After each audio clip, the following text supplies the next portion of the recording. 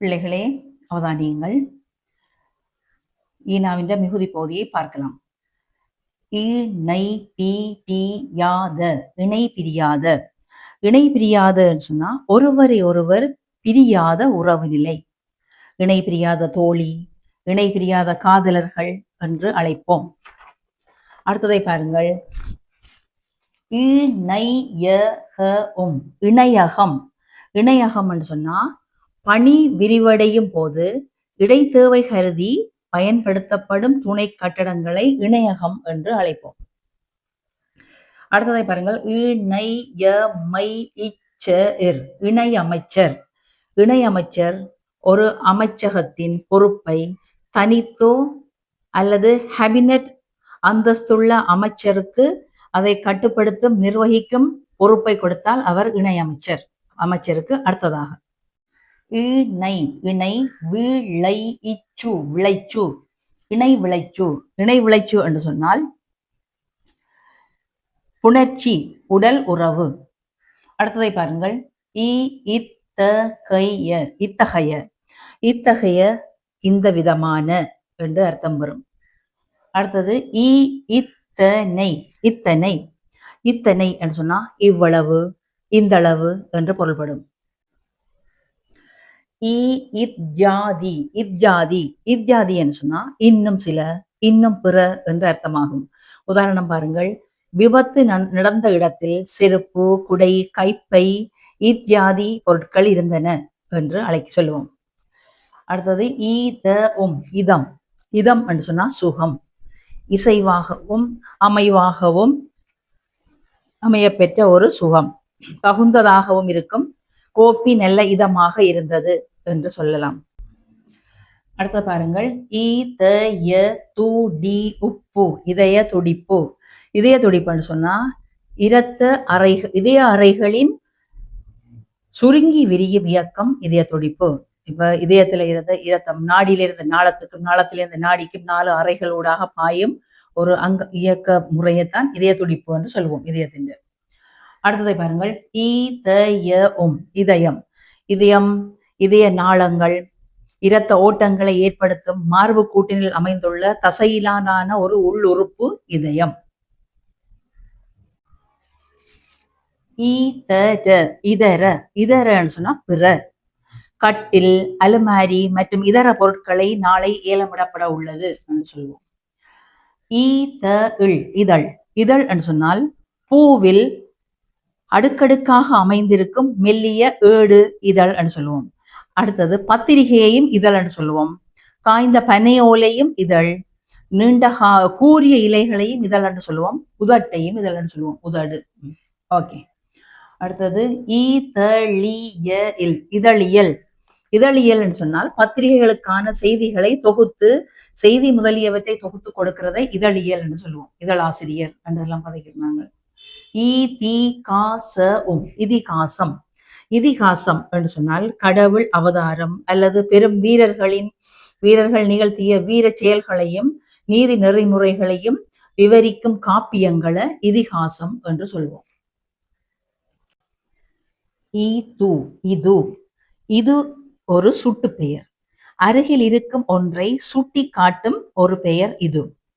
பேச்சு வழக்கிலையும் இது பாவிக்கப்படுகிறது. பாருங்கள். பேசுபவர் குறிப்பிட நினைத்த உரிய வார்த்தையின் இடத்தில் இந்த இது என்ற சொல்லை இட்டு நிரப்பப்படும். பாருங்கள், உதாரணம் சொல்றேன். வெளியே போய் பழகினால் தானே உனக்கு ஒரு இது கிடைக்கும் என்று சொன்னால் அந்த சொல்லுக்குரிய அர்த்தத்துக்கு இது என்ற சொல்லை பயன்படுத்துகிறோம், இட்டு நிரப்புறது. அடுத்ததை பாருங்கள். இதுகாரும். இதுகாரும் என்று சொன்னால் இதுவரை. அடுத்தது இது நாள் வரை. இது நாள் வரை என்று சொன்னா இந்த தினம் முடிய, இந்த நாள் முடிய, இது நாள் வரை என்று சொல்லுவோம். இதோ அருகில் இருக்கும் ஒன்றை சுட்டி காட்டுவதற்கு பயன்படும். இதோ மக்களுக்கெல்லாம் மகிழ்ச்சியூட்டும் நற்செய்தியை அறிவிக்க போகிறேன் என்று சொல்லுவோம். இதோபதேசம். இதோபதேசம் என்று சொன்னால் அருகி வரும் வழக்கு. இது பக்குவமான போதனை, நல்ல அறிவுரைகளை இதோபதேசம் என்று அழைக்கப்படும். இந்த இந்த இந்த அருகில் இருக்கிறதை சொல்வது இந்த தற்போதைய நிகழ்கிற விடயத்தை குறிப்பிடும். இப்ப இந்த நேரம், இந்த நாள், இந்த பொழுது, இந்த மணித்துளிகள் வந்து இந்த என்று கதைப்போம். அடுத்த 112வது பாருங்கள். இந்தா இந்தா இந்தா தன் வயது ஒத்த அல்லது வயது குறைந்தவரை அவருக்கு ஒன்றை கொடுக்க முனையும் போது தன்னை பார்க்கும்படி கூறும் சொல் இந்தா. இந்தா இதை செலவுக்கு வச்சு கொள்ளப்பா என்று சொல்லுவார்கள். ஓகே, அடுத்ததை பாருங்கள். இந்தாருங்கள். இந்தாருங்கள் என்று சொன்னால் மரியாதைக்குரிய ஒருவரை, அங்க இந்தா என்று சொல்லிக்கல ஒத்த வயதினரையும் வயது குறைந்தவர்களையும் இந்தான்னு சொல்லுவோம். இது மரியாதைக்குரிய ஒருவரை அழைக்கும் போதும் அவரிடம் ஒன்றை தரும் போதும் அவரை திரும்ப பார்க்க வைப்பதற்காக பயன்படுத்தும் சொல் இந்தாருங்கள். ஒரு இடைச்சொல். திரிவடைந்து இலங்கை வழக்கில் இஞ்சேருங்கோ இஞ்சேங்கோ என்று மரியாதை கொடுத்து கணவனை விழிக்கும் சொல்லும் ஆகிவிட்டது. இந்தாருங்கள், இஞ்சேங்கோ, இந்தாருங்கோ என்று சொல்லி ஆகிவிட்டது. அவதானியங்கள். 114வது. இந்தி.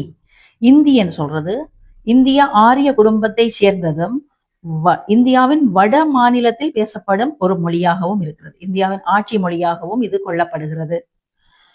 அடுத்தது இந்தியா ஆசிய கண்டத்தில் உள்ள ஒரு குடியரசு நாடு, கலைவளம் மிக்க ஒரு அழகான தேசம் இந்தியா. இந்திர நீலம். இந்திர நீலம்.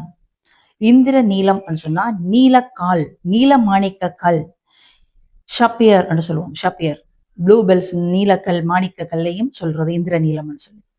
அடுத்தது இந்திர போகம். இந்திர போகம் என்று சொன்னால் எல்லா வசதிகளும் நிறைந்த ஒரு வாழ்க்கை முறையை இந்திர போகம் என்று சொல்லுவோம். அடுத்ததை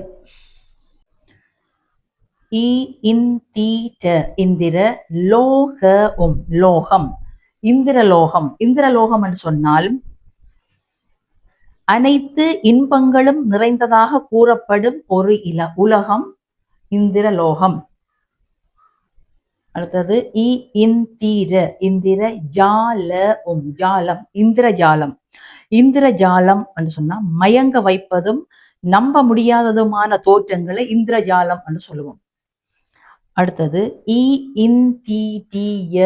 இந்திரியம். இந்திரியம் என்று சொன்னால் ஐம்புலனுக்கு உரிய பொறி. இந்திரியம் அடக்கி ஆளப்பட வேண்டும். ஐம்புலன்களையும் அடக்கி ஆள வேண்டும் இந்திரியம்.